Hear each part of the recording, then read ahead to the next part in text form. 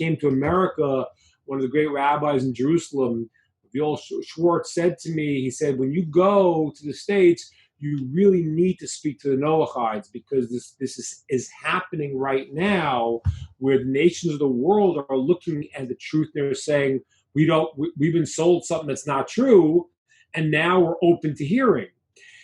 And even though, by the way, there's a tremendous amount of anti-Semitism in the world, everyone's talking about, peace and really accepting everyone else. But if you read between the lines, that's not always what's happening right now. There's a tremendous amount of anti-Semitism.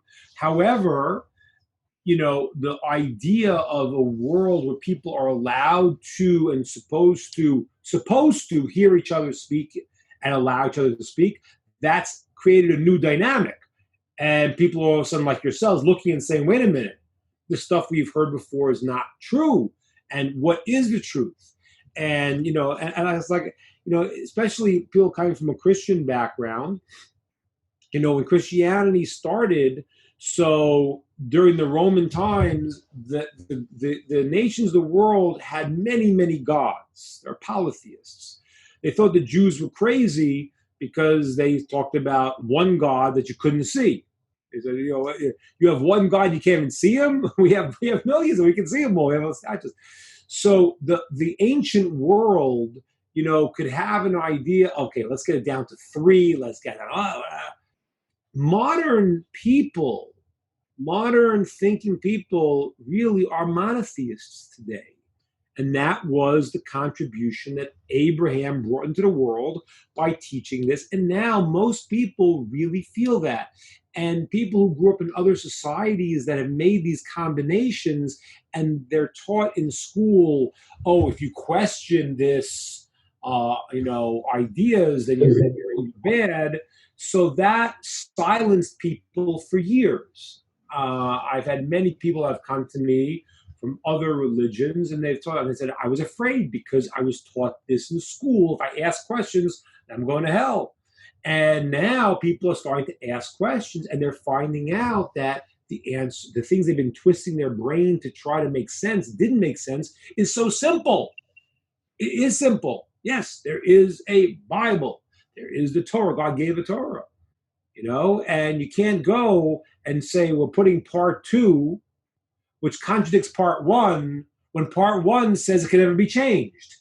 That is, by the way, the most simple and direct removal of every other religion that makes no sense. If the religion accepts the Bible, as they call it, they have a problem. Because the Bible, the Torah, says that not one commandment can be changed. It's a verse that says, lo sigra lo sosi. You can't add one commandment and not subtract one. So you have a question. How do all the religions come along and say, well, we've been freed from the curse of the law and you don't have that anymore? How can they say that? So it's a contradiction. Why? If you don't accept the Torah, the Bible, so you don't accept it. If you accept it and says it can't be changed, you can't have a sequel that says we're changing the whole thing. It's logically impossible. Now, I've debated with, many people from different religions and discussions, and some people hear the conflict, the self-contradiction in that. Some people want to say, no, the fulfillment of the law is to remove the whole law. Does that make sense to you? If I say, the fulfillment of my marriage to you now, honey, I love you so much, is the divorce. It's totally illogical. So people are looking at the world with new eyes, and literally I'm getting emails every day from people around the world saying, wait a minute, I'm realizing that what I've been told is not right, and the truth is very, very simple. There's one God. He wants something from us. There's right and there's wrong, and people are seeing it, and they're asking. So therefore, there needs to be a real voice now in the world that's going to allow people that are Noachides, that are not Jewish, that that want to know what they are supposed to do to have access to genuine rabbis that could share these things with them. And we've been in consultation with the rabbinate in Israel to try to create a system that everyone will be protected, to make sure that you don't have snake charmers selling you the snake oil. Because the reality is that if a person comes along and has got a beard, he says this, you're all smart, you'll figure out at some point the guy's not real, but why should you have to have that hassle? We have to therefore make sure that there's a real voice. And the reason why Jewish people weren't doing this for years was because it was impossible. The climate of the world did not allow any more Jews to be a light unto nations. And now it's a requirement. So that's what I think is happening in the world. Now, what I'm doing here, and this is true for people online who are Jewish, people that are not Jewish, people that are righteous amongst the nations, people that are searching, and everybody, is that we have a really strange situation with this corona business. Very, very strange, very, very difficult. But everything in the world is meant for our good in some way or another. And what is the thing that I want to pull out of this corona situation? I haven't done it for years because I'm not 20 years old, and computers is not like my second nature. So I've really avoided doing the online thing properly. But think about it. We can actually reach 7 billion people. What would happen if 7 billion people, if 14 million Jews all heard the truth, if 7 billion people in the world all heard the truth and started acting like that? What a world. You're not going to have people destroying people's property and doing the things they're doing because they would line up with what is true. And this is responsibility for Jews, for righteous amongst the nation is not an option. It's not like you can be righteous. You must be righteous amongst the nations. It's like the Jews must keep their commandments. People that are not born Jewish must keep their commands. They must be righteous and keep the 7 laws of Noah. And if they don't know them, it's a problem. There's a famous rabbi, Rabbi Ingber, he wrote a responsa, and he asked a question, and it always bothered me for years. I want to share this with you. Years, I never understood his answer. It bothered me until the answer happened to me. Rabbi Ingber was a rabbi, and he asked the question. He says, "Listen, if somebody is not born Jewish, doesn't have connection to Jews wherever he lives, how is he supposed to come along to keep the 7 Noahide laws?" So he says, an honest mind will look at the world and understand there's got to be a God. We can talk about proofs of it, but you all are here already, so you already know. But an honest mind looks at the world just like, if a person comes along and says, "How did this cell phone, come into being?" And I said, "Well, it was an accident. It just popped into existence." No normal person is going to listen to that. It was like, you're crazy, right? So no normal person is going to look at a world this complex and think it just popped into existence by accident. We could discuss all of the things, but these are all, an honest person doesn't sees the truth. So a person looks at the world, sees a God. And then they ask, what does God want from me? And then they come to a point where they will find, through that search, like you all have, they will find a place where they will get to hear what is true. Now, that's what he says. So when I was a young rabbinic student, I asked an older rabbinic student in Yeshiva, I said, "I don't understand this. You have Aborigines, you have people that have never seen or heard. How is this possible?" So he said to me, "Listen, what's going to happen is a person has a pure heart. God will move the whole world and he'll end up meeting the person that will tell them and show them, and that's what's going to happen because God runs the world." I said, "Okay, it sounds a little far-fetched, but I believe you. But I didn't know. I was 21, I didn't know." Then after I got married, so my wife and I, we wanted to take our honeymoon. We wanted to find a place we could find a deserted beach. We were living in Israel, so we're not going to deserted beach in Israel. So we went to this place called the Seychelles Islands. Now, we got to the Seychelles Islands, and what happened there in this month trip to Seychelles Islands was bizarre because every single person we ran into, when they would see me, they'd say, "Are you a Jew? Oh my gosh, I have been thinking about this and this problem," and it was crazy. They'd never met a Jew.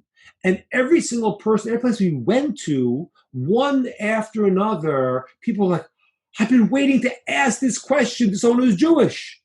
It was crazy. We went and we stayed at the bed and breakfast. The guy says to me, he says, "Rabbi," he says, "I got to tell you something. I've been excommunicated by the priest from the island. He excommunicated me." I said, "Why?" He says, "I asked too many questions."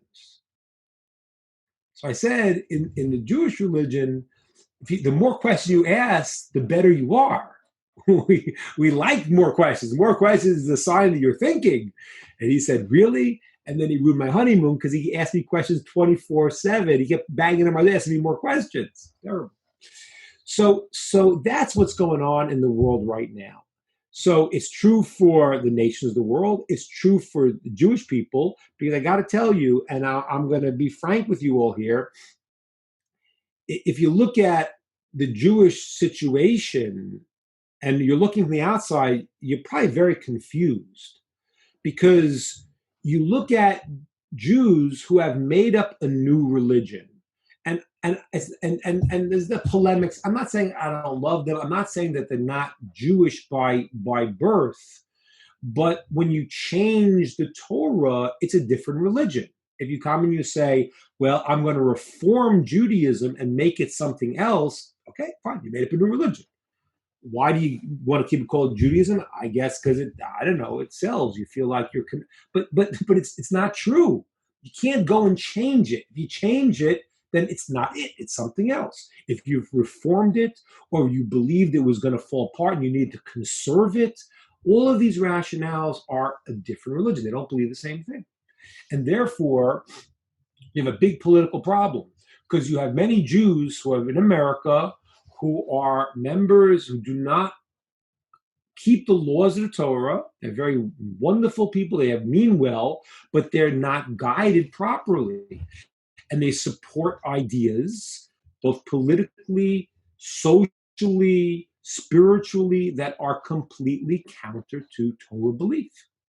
So you have a percentage of Jews that keep the Torah. It's growing. It's growing to the point where in time, because what's happening is that the people that keep the Torah have many children. People who don't keep the Torah are either intermarrying or falling off or having one child. Over a few generations, the numbers are changing dramatically. When I lived in Jerusalem for 20 years, in my first few years in Jerusalem, you didn't see it as a religious city so much. It was run by a very anti-religious mayor for many, many years. And then Jerusalem changed. Jerusalem's like a religious city now. Everyone's the great majority of Jerusalem is religious, when that was not true 20 years ago, 20, 30 years ago. It wasn't true. So things are changing. The internet now is the mode that we have to deal with because of Corona. That's the problem, but it's going to be part of the solution, God willing, where we can reach millions of people, Jews and non-Jews, and everyone could talk and think and question and come to an understanding. So what I'm trying to do is I'm going to have classes specifically for Noachides.